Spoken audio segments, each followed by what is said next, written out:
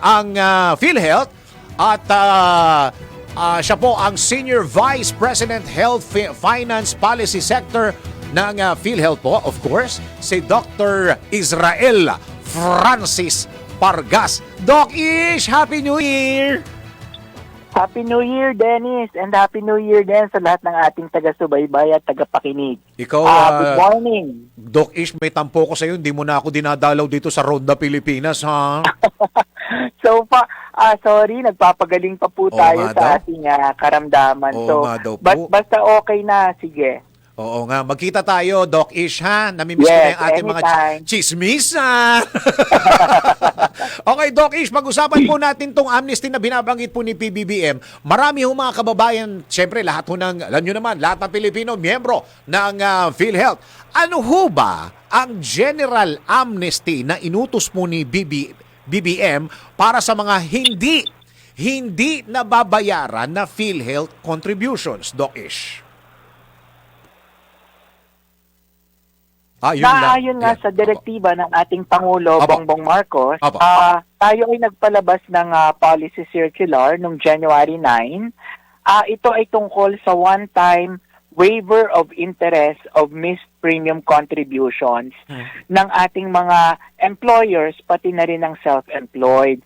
Gusto ko lang i-clarify, ang wini-waive natin dito is the interest, but not the missed premium contributions.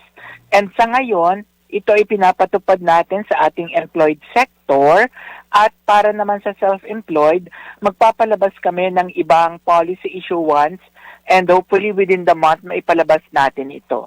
So, ito ay para doon sa mga employers na hindi nakakapag-remit ng kanilang premium contribution simula nung July 2013 up to December of 2024.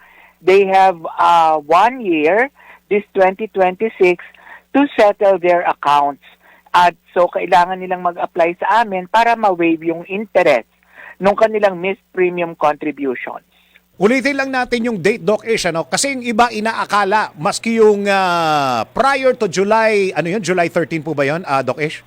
July 2013. Yun, July 2013, akala nila prior to that, paano po ba? Yung hindi covered po nung sinabi po na date na yon ay hindi po kasali? Yes. Opo, yung coverage po ng ating waiver of premium of interest, premium interest ay July 2013 up to December of 2024. Yun. So July 1 ang pinag-uusapan natin, Doc Ish?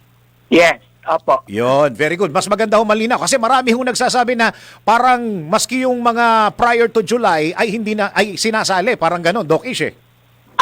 Hindi po. So far kasama po sa ating pinalabas na polisiya yung pong specific period na covered nitong waiver of interest. Yun, tapos ang lahat po na qualified, lahat ng mga employer sa Pilipinas. Sa ngayon po, we have identified around 300,000 employers na meron pong mga missed premium contributions. So, yun pong mga yon ay pwedeng mag-apply. Hindi kasi ito automatic. Pwedeng mag-apply at kung mamimit nila yung mga kondisyon, then magkakaroon po ng application ng waiver of interest. Yun. Tapos yung sinasabi nyo kanina, para malinaw lang, Doc Isha, yung self-employed po? Yung self-employed, mako-cover din ng policy na ito, pero hindi pa po sila kasama dun sa lumabas na polisiya. Magpapalabas po kami ng specific policy para sa mga self-employed. Hopefully within the month, mailabas natin siya. Okay. Same period po ba ito, Doc Ish, yung pinag-uusapan natin? July to December po? Yes. Self-employed? July 2013 to December 2024. But dun po sa self-employed ay maaaring maiba yung covered period. Yung binanggit nyo kanina na 300,000, ibig sabihin sila yung talagang hindi nakakabayad, Doc Ish? Yes po. Hindi naman nakakabayad but merong missed premium contribution. Oo. Tama. Okay. Around around 290,000 of these are private employers and around 10,000 are government agencies. Yun. Okay. So wag mag-alala yung self-employed. Merong ibang patakaran o maglalabas po ng announcement ang PhilHealth. Tama, Doc Ish? Yes, maglalabas po tayo para po naman sa polisiya na magko-cover ng mga self-employed. Yun. So ang susunod pong katanungan siguro dito, Doc Ish, hanggang kailan pwedeng mag-apply ng amnesty na ito? Doc Ish, go ahead. Well, they have the whole of 2026. Sa loob ng mahaba-haba ito, January to December, Doc Ish. Yes, meron po kasing kondisyon bago po natin maaprubahan yung kanilang request, no? Okay. May mga kondisyon dyan, tapos binibigyan din natin ng pagkakataon ang ating mga employer na makipag-negotiate kung gaano nila katagal isa-settle yung account. Kasi medyo malaki na rin. Kasi kung titingnan mo, mga around ilang taon na rin. Halos from 2013 to 2024, so halos mga more than 9 years yan, no? Or 10 years na coverage ng kanilang missed premium. Opo. So kung hindi nila kakayanin ng bayadan ng 1 month, or halimbawa ay 2 to 6 months nila kayang bayadan, or 7 to 12 months, depende po kung ano yung kanilang kakayanan, ganun din yung ilang percent yung ating mawi-waive na interest. Okay. Ganun pala. Pwede palang kausapin ng PhilHealth. Ibig sabihin, Doc Ish, doon sa mga natatakot makipag-usap dahil masyado nang mahaba yung kanilang missed na contributions, may programa rin pala ang PhilHealth sa ganyan, Doc Ish. Yes po. Anytime po pwedeng makipag-usap to settle their accounts, lalong-lalo na nga po ngayon na meron tayong one-time waiver of interest. Kasi mas okay po na masettle nila yung account. Tama. Instead of later on, habulin namin sila at magkaroon pa ng mga litigation cases. Yun ang susunod kong katanungan. Lalo na kapag paanong mangyayari doon sa mga hindi makakapag-avail ng ganitong amnesty, Doc Ish.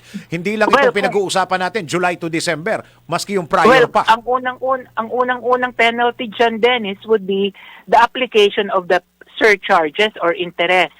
Eh sa batas, ang nakasulat, ang ating interest sa employed sector ay 3% compounded monthly. So medyo malaki talaga siya.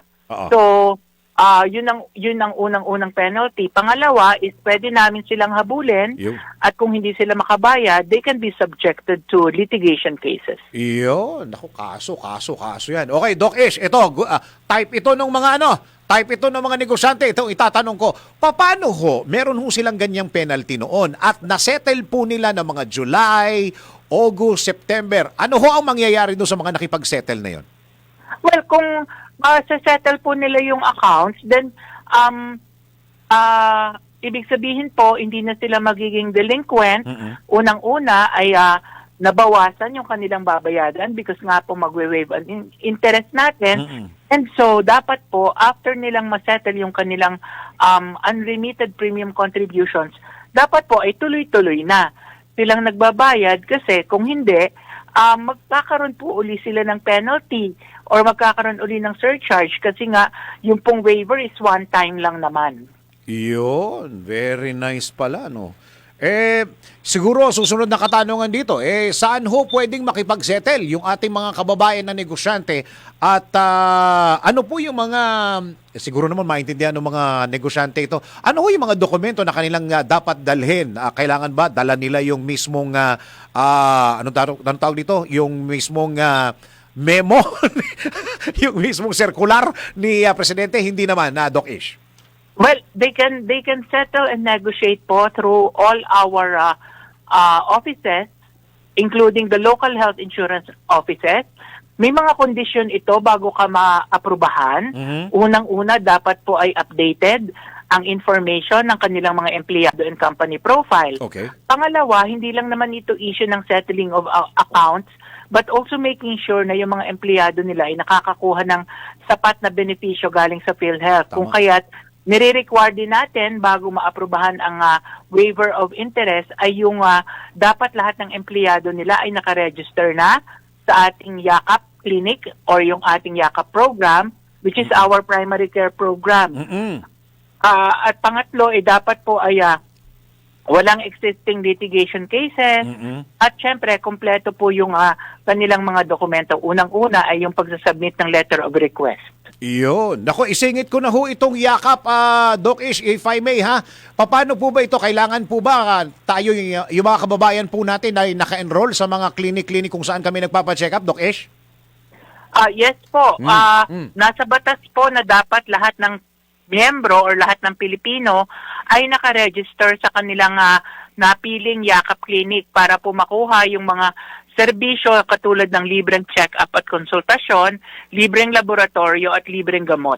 Yun, total na guusapan na rin natin yung health facilities sa Doc Ish. Isingit ko na ho ito. Bakit ho naglalabas ang PhilHealth ng final reminder po dito po sa mga partner health facilities tungkol po dito sa tinatawag na accreditation renewal? Go ahead, Doc Ish.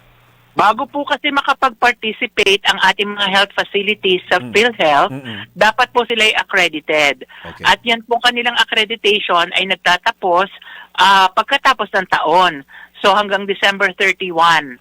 So tayo po ay meron pa pong mga facilities na hindi nakapag-file ng kanilang renewal at binibigyan natin sila ng pagkakataon na makapag-file. That's why we extended the filing period up to January 14.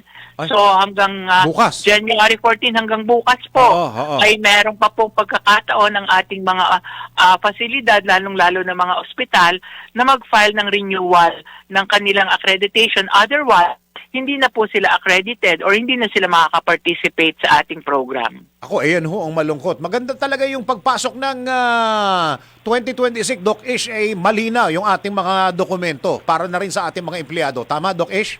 Yes po, tama po kayo. At kalimitan naman, bago matapos ang taon, ay may mga dapat po nakapag-apply na sila ng kanilang renewal ng license to operate para po makapag-submit na rin sila sa PhilHealth ng kanilang renewal. Iyon. Doc Ish, meron ba ho kayong mga reminder dyan para sa mga kababayan natin? Go ahead po.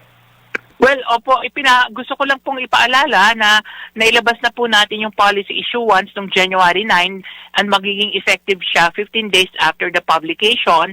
So by January 24 po ay pwedeng-pwede nang mag-apply yung ating mga employers para po doon sa ating one-time waiver of interest. At again, gusto ko lang i-remind Dennis, yung ating mga healthcare facilities that they have until January 14 to file for the renewal of their accreditation. Saka whatever questions they have, pwede silang lumapit sa anumang branch ng PhilHealth sa buong Pilipinas. Yes, opo. Or they can call our 24/7 hotline at 028-662-2588 or 028-662-2588 or mag-email po sa ating action center at philhealth.gov.ph. Yun. Doc Ish, Happy New Year at maraming salamat kami ang inuna mo ngayon. Happy New Year, Dennis. Thank you po, Doc Ish. Get well soon. See you soon. See you soon po. See you soon. Salamat. Happy New Year. Si Dr. Ish Pargas na lang. Hindi ako masyadong sanay doon sa Israel Francis Pargas. Si Doc Ish, Senior Vice President Health Finance Policy ng PhilHealth.